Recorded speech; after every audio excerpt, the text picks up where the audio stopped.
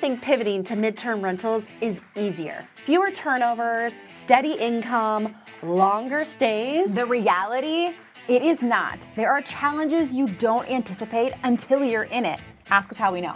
Today, we are sharing 5 things you don't think of when listing your home as a midterm rental. Hi, I'm Sarah Karakayan. And I'm Annette Grant. And together we are Thanks for visiting. We've been hosting for well over a decade, welcomed tens of thousands of guests, and earned thousands of 5-star reviews.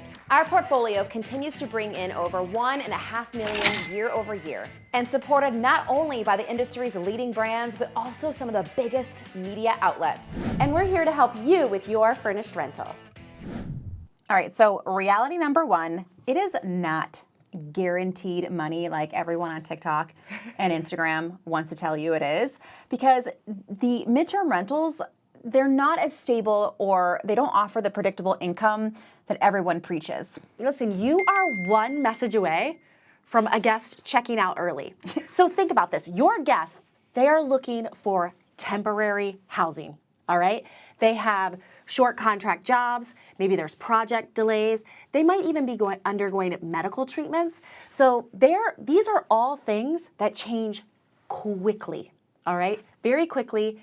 And the person left at the end of the day holding the lease that, they want to break early is you, because that is part of the gamble of taking a midterm guest. And guess what? If you do get someone that is steady, is reliable, they want extensions. And those are just as unpredictable. They want you to hold the spot, hold another 30 days, hold another 60 days, hold another 90 days. And then boom, all of a sudden they're done, let them go, and they have to get out. And you're like, wait, I've been holding the spot. Yeah, and it's just like you want to extend the stay, or say create a good rapport within the midterm rental world. Let's say you're working with placement agencies or midterm rental guests. Talk to other midterm rental guests, especially if there's a lot of activity going on in your area. If there's a lot of construction projects or things of that nature where you have contractors and project managers, and they tell each other, hey, stay with Sarah and Annette. They'll hold a spot for you, so if your contract gets extended, it'll be great. That's one way of looking at it, and yes, you serve them, the guest, and you get a good reputation there, but what you compromise on the other end are vacancies, because then their contract ends and you weren't working to get another lead, which, by the way, takes a lot longer than you think it will. And you're left with these awkward amounts of stays, and unless you can offset that with short-term stays, which now the OTAs don't like you because you have these long blocks of your calendar, it is just not as predictable or steady as people lead you to believe they are. Reality, too, is you have to juggle multiple platforms to remain visible to that potential one guest that needs a midterm stay during the dates that you have open. All right, so you're juggling multiple platforms, making sure that you're visible even when you're booked, because you need to be getting that next guest, and also making sure you're trying to keep reviews on all platforms. And when you're only having maybe 4 guests a year, it's hard to have steady reviews to prove to that next guest that you're an amazing host. And again, all these realities, it's not to say that they're not worth the hard work, but they just get sold as this easy button. And people love finding their midterm rental guests on Airbnb, right? Because we all feel like Airbnb guests, they're safer somehow, which don't get us started there. But Airbnb alone won't sustain a profitable midterm rental strategy. The fees are higher on Airbnb versus Furnished Finder, which has a flat annual fee, or direct booking. So listen, for all of you out there thinking that midterm rental is going to be this other reality where you get to avoid direct bookings, and facing that reality of figuring out direct bookings, you are flushing so much money down the toilet by getting those leads from Airbnb. And then, like you said, they stay for so long, they don't leave the review, or if they do, it takes forever to get that review. So it's just this catch-22 of trying to gain trust across these platforms. They stay for so long, though, so those opportunities to add that trust to the platform is really hard to do. And Sarah mentioned it, with the new Airbnb platform fees, with those month-long stays, you're going to have to understand that math and make sure that you have adjusted properly, and hopefully you have headed into the future. And we know that Airbnb's work feature, it really can help you. Yeah. But different platforms attract a different clientele, and you really need to be working across all of them, again, to sustain that occupancy. Reality number 3, the turnovers. Okay, you're doing less of them, but my goodness, are they heavier footprints?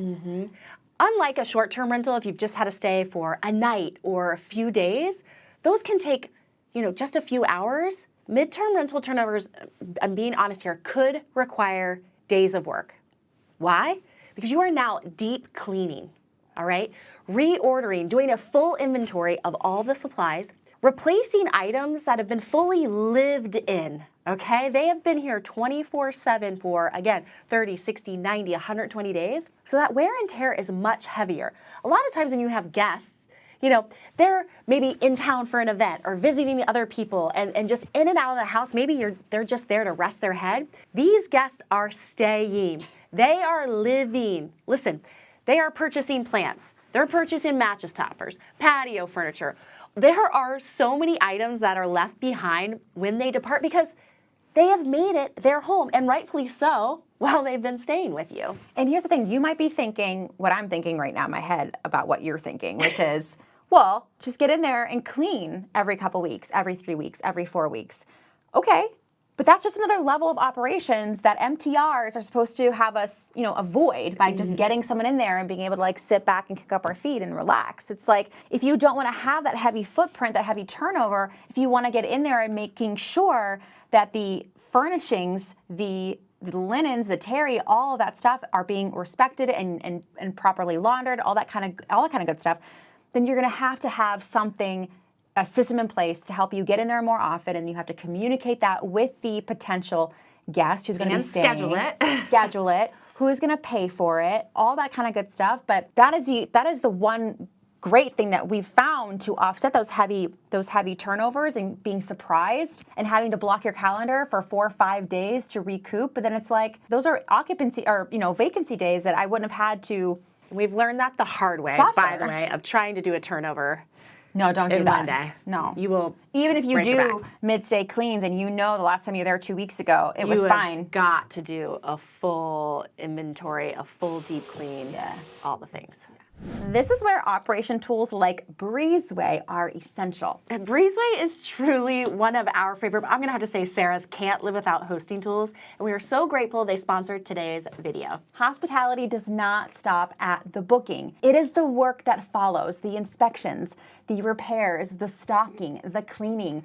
Breezeway keeps all of that organized so nothing slips through the cracks, especially for during and after a midterm rental stay. And of course, during a short-term rental stay. And I love their app. Seriously, she stares at it sometimes.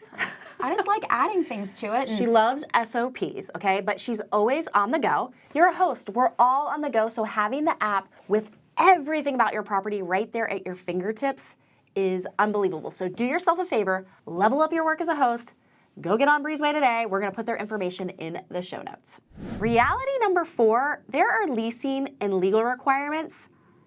I'm telling you, I got lucky with this, that I never had any issues, because stays over 28 days, depending on where you are in the country, in the world, they usually require a lease. You are now a landlord.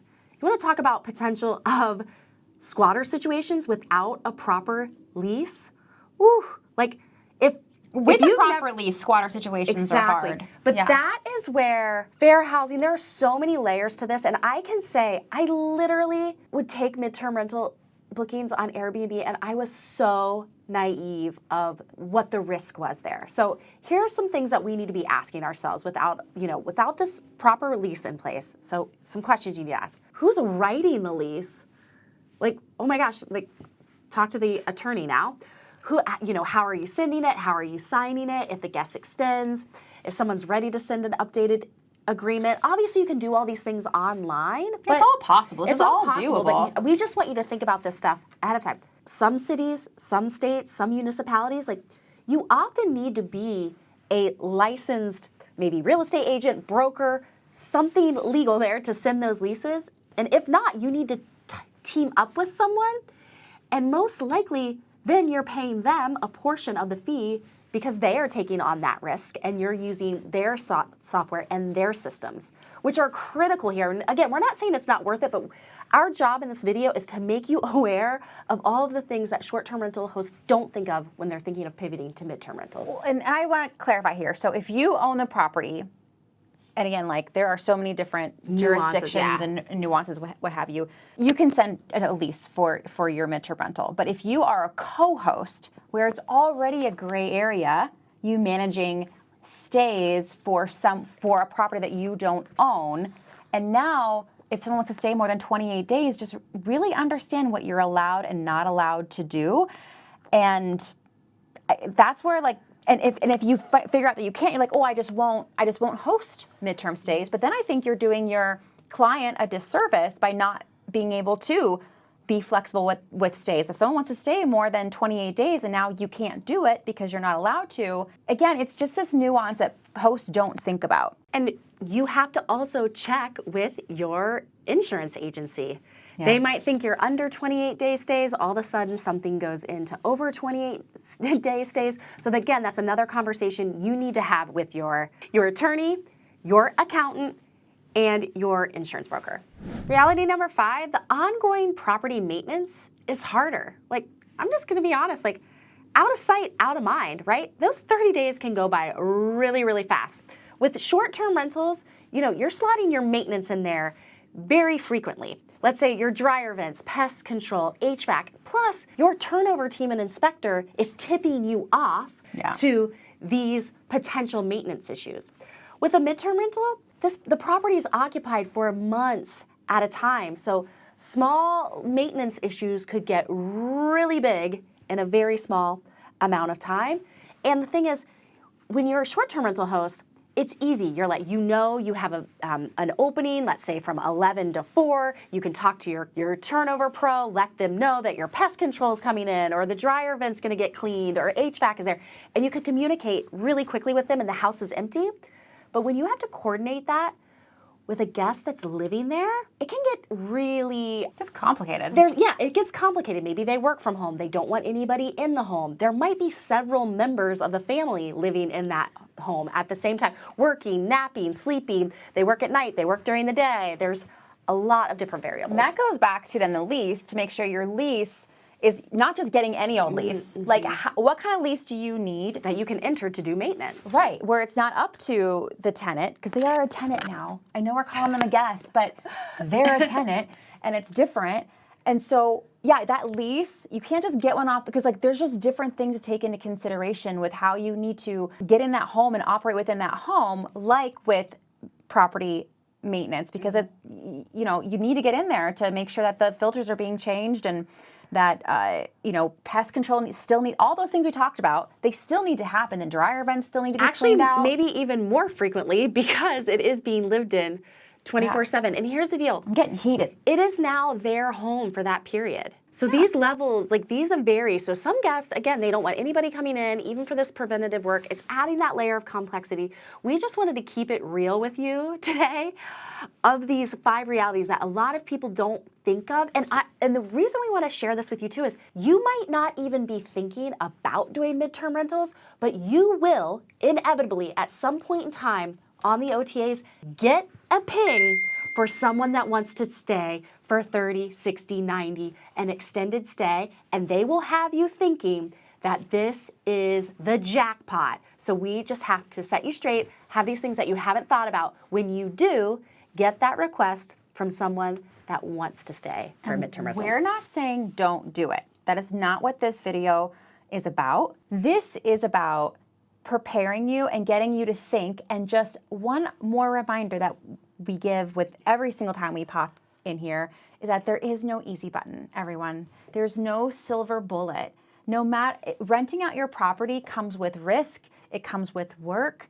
Even with long-term rentals, unless you hire it out, delegate all that work to a property manager, and property managers, y'all, they work really hard, whether it's for a long-term rental, a short-term rental, or a midterm rental. And it's work that not a lot of people want to do. I am an absolute sicko, and I understand that, and that's fine. But it is a lot. Honestly, property managers, it is one of those gigs that a lot of people don't want to get into it. They don't want to do that work.